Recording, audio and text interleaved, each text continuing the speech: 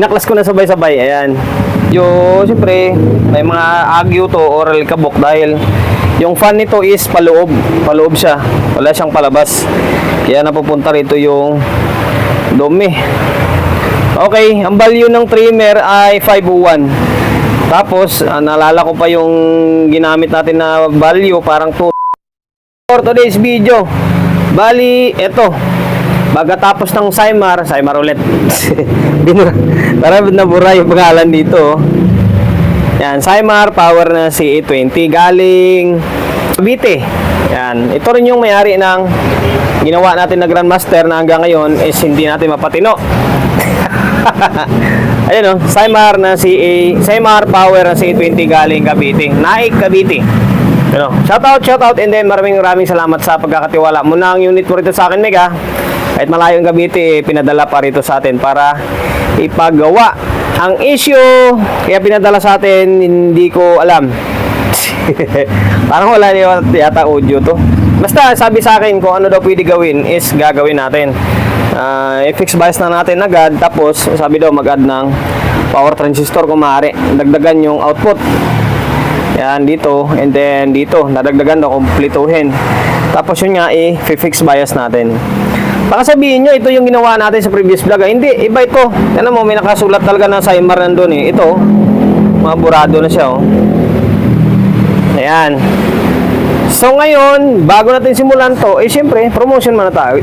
Promotion muna tayo agad. Sa mga hindi pa nakapag-follow, paki-follow and then syempre, paki-share na mga walang kwentang video natin sa my Facebook, YouTube channel. Sa mga hindi pa nakapag-subscribe, paki-subscribe, like, share, and then syempre, paki-hit ng bell button sa gilid para updated ka sa mga susunod na video na i-upload ko.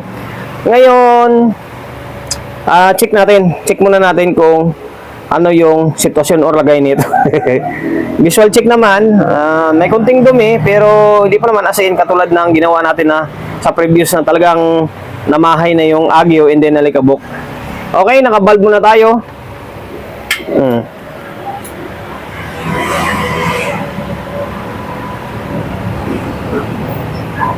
Yan, naka-normal mode naman siya.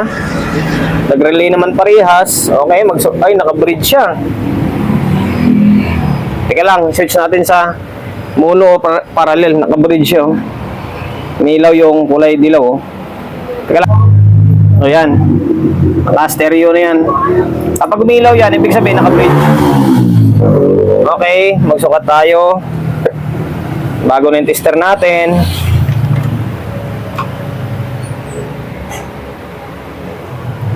Okay, dito. Meron naman siya, oh. Halos na sa 0.3, oh. Meron, oh.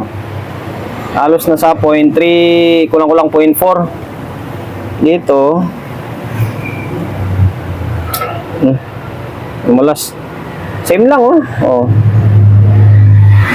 Same lang, halos na sa 0.3 din. Ngayon, okay naman yung bias nito. Pero yun pa rin naman yung patutunguhan. I-fix bias pa rin naman natin to eh. Ngayon, i-fix bias muna natin. Fix bias natin to. Fix bias natin to. Tapos mag-add na tayo ng power transistor. And then, saka natin problemahin yung audio niya. Kung may audio siya. Gawin muna natin yung dapat gawin bago tayo mag-audio. Okay? Stay tuned lang muna kayo. Tanggalin ko lang yung dalawang board and then fix natin. So ngayon guys, bali, eto na. Nabaklas ko na yung dalawang board. Eto, mabilis ang vlog lang ito. Pinaklas ko na sabay-sabay. Ayan. Medyo, siyempre, may mga agyo to or alikabok dahil yung fan nito is paloob. Paloob siya. Wala siyang palabas. Kaya napupunta rito yung dumi. Okay, ang value ng trimmer ay 501. Tapos, naalala ko pa yung ginamit natin na value, parang 220 yata yun. Ginamit natin sa previous vlog natin. Okay. Ayan. Tapos, mag-add tayo ng isang pares ng power transistor dito. Sana meron pa tayong power transistor na naiwan. Okay. Ngayon, baklasin ko muna ito. Baklasin muna natin itong trimmer and then i-fix muna natin. Tapos, diretso na siguro ako para hindi na mabay walang kwentang vlog natin. Diretso na akong dagdag ng power transistor. Ang mangyari rito, hindi naman na kailangan ng emitter, base. Oh, kwan lang. Transistor na lang. Wala naman na tayong dapat idadagdag eh. Transistor na lang. Okay, ganun din sa may kabilang channel. Okay, sa ngayon, stay tuned lang kayo. Magpapalit lang ako ng bias natin. Nakapag-fix na ako. Yan. And then, nabrush-brush na natin konti yung board natin. Mamaya na lang yung final linis nito. Ayan, naka-fix na. 220 ang nalagay natin. Ano isa? Ayan, 220. Para sila sa may kabilang channel. Tapos, siyempre, ito pala yung pinag-backlash natin. Sensya na kayo sa kamay natin ha. Huwag nyo nang pansinin yung kamay natin. Yung daliri natin, huwag nyo nang pansinin yan. Katrabaho tayo eh. Yan, 501, 500 ohms. Okay, dalawa, binalta na natin. Tapos, ito, kompleto na. Wala na siyang blanco. 5401, C5200, and then A1943. Yung ito, second hand nalagay natin. Pero orig yan. Okay, kompleto na ito. And then, kompleto na rin yung isang channel. Yan, kompleto na rin to. Wala na tayong ibang dinagdag na resistor tulad sa bloke, and then yung para sa base niya. Kompleto naman na eh. Yun lang, abang na lang talaga yun para pandagdag. So, ngayon, dinagdagan na natin yan. Kompleto na. Trimmer, fix na. Tapos itong output transistor. Gawin natin is, balik muna natin sa may pinaka-casing niya, and then magsukat tayo. Tingnan natin kung tama yung bias na nilagay natin. Baka may mali eh. Naibalik ko na yung dalawang board. Tornilyo na lang yung kulang. Okay, nakabalik na. O, sukat tayo. Yung pinalabas natin kanina is nasa halos nasa 0.3. Yung stock niya, ngayon, tingnan natin kung ano yung magiging kalabasan sa may Phoenix natin. Ayun o, sa pool o. Paras lang o. Paras lang sa stock niya. Halos na sa 0.3.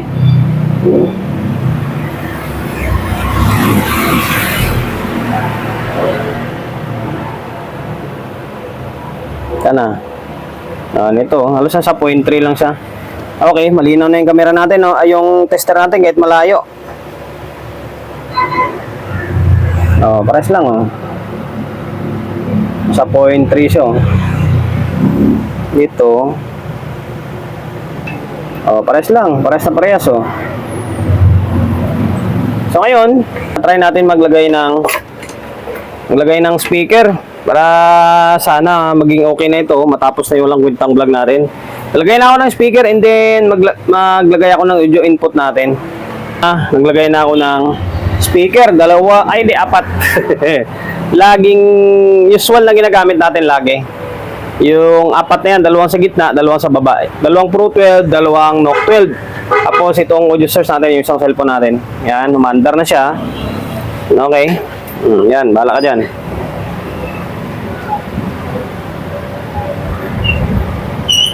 Ayan, naka-normal na siya. Okay, full volume natin to. Naka-full. May audio na oh. Yan oh. Meron na. Mandar na yung isang pares. Tapos itong channel to. Ito may problema yung control. Masabit yung channel to. May audio naman siya, normal yung audio, kaso lang yung control may sabit.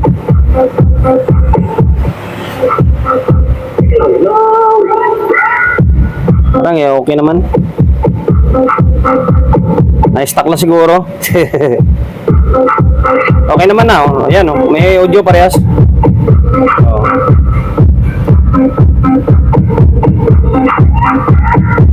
Okay, goods.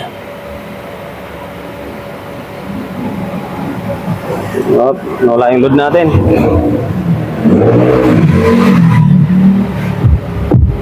Okay na. Nakala ko may sabit. Nawala naman oh. Naging normal na yung control ng pinit-pihit ko. Okay. Nasa goods na to. Hindi na iinit ito. Wala na. Ayun, bali ang kulang na lang talaga ay yung tornilyo. Siyempre, tornilyo, tapos konting linis na lang. Okay na, back to normal or back for good na ito. Diyan, ginawa natin is nag-fix bias tayo siyempre. Ito, yung trimmer. Tapos kompleto na, wala na siyang blanco. Yan, okay na.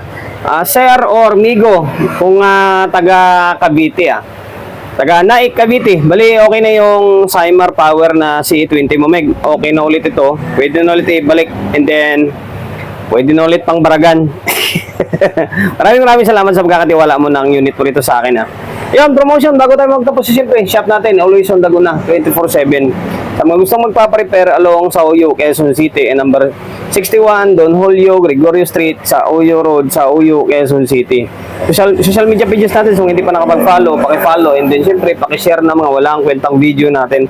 Sa may Facebook, YouTube channel, so kung hindi pa nakapag-subscribe, paki-subscribe, like, share, and then syempre, paki-hit ng bell button sa gilid para updated ka sa mga susunod na video na i-upload ko. Ingat, God bless, and then peace atin lahat.